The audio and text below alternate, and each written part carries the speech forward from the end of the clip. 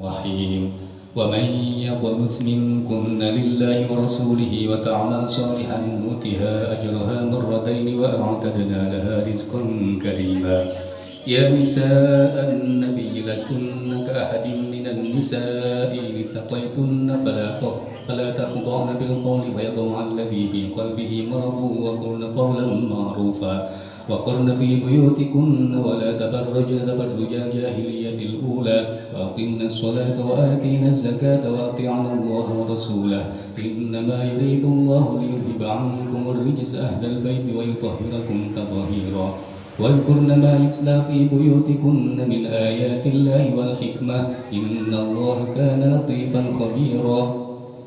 إن المسلمين والمسلمات والمؤمنين والمؤمنات والقانتين والقانتات والصادقين والصادقات والصابرين والصابرات والصابرين والصابرات